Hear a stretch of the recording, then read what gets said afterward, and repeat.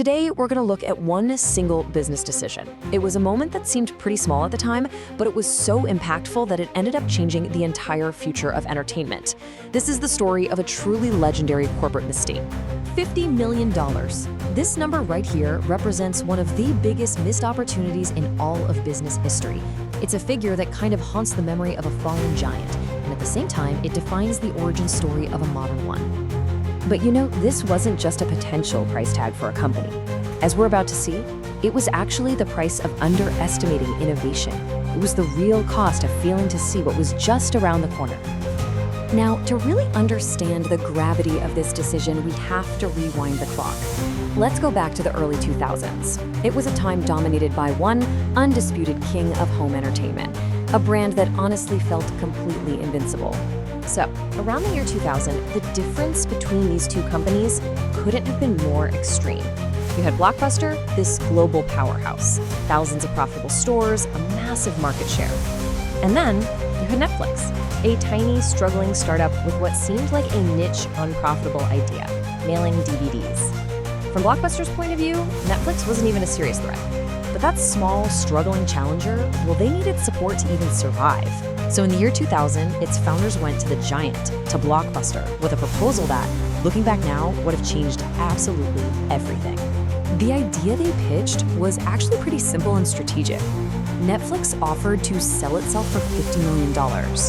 The plan was for them to become Blockbuster's online division, handling all the mail order business while Blockbuster just kept on dominating the retail space. It was really framed as a partnership to own the entire future of rentals.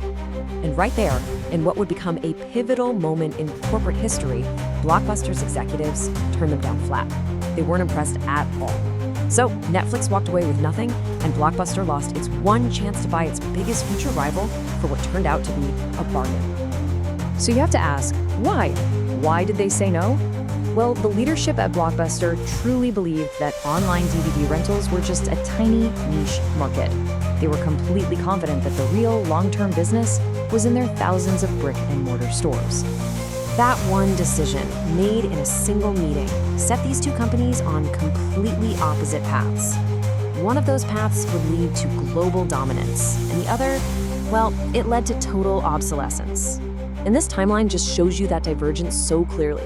While Netflix was busy perfecting its convenient, no-late-fee subscription model, Blockbuster's profits started to fall. But the real game changer, the knockout punch, came in 2007 when Netflix launched its streaming service. Blockbuster tried to respond, but it was just way too little, way too late. So the crucial point here is that this wasn't just one bad decision. It was a symptom of a much bigger issue. It's what we call a strategic blind spot. Blockbuster was so comfortable, so profitable from its late fees and all those stores that it felt absolutely no reason to change. It just completely underestimated how fast technology could reshape everything. Now, in complete contrast, Netflix was just relentlessly focused on what was next. They perfected that subscription model, they invested huge amounts of money in technology and logistics, and most critically, they saw where consumer behavior was headed and made that bold pivot to streaming. They weren't trying to protect the past, they were actively building the future. So the consequences of Blockbuster's inability to adapt, paired with Netflix's constant innovation, well, in the end, it was all pretty much inevitable.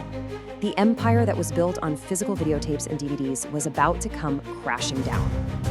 This chart really visualizes the final outcome. It's just so stark. Just 1 decade after that $50 million offer was rejected, Netflix was valued in the billions, while Blockbuster's value was plummeting towards zero. The reversal of fortunes was just absolute. And then, in 2010, the final chapter was written. Blockbuster officially filed for bankruptcy. Those thousands of stores that were once its greatest strength had become its heaviest weight. One company adapted, the other simply did not. You know, the story of Blockbuster's $50 million mistake is so much more than just a piece of corporate history. It's a really powerful lesson in business strategy, in innovation, and about the incredible danger of getting too comfortable. So, what can we pull from all this? What are the big takeaways? First, massive success can actually make you blind to the next big disruption. Second, being too comfortable with an old profit model, like Blockbuster's late fees, can stop you from taking necessary risks. And finally, and maybe most importantly, the most transformative opportunities often look really small and insignificant at first. And that leaves us with one last thing to think about. The Blockbuster story isn't just about the past. It's a pattern that we see repeat itself over and over. If we apply these lessons to the world today, you have to ask yourself, which of today's dominant companies might be showing the same kind of blind spot? Which one is making a similar $50 million mistake right now? This is CorpFile, inside the world of big brands. Subscribe to explore the real stories behind the companies that shape our world.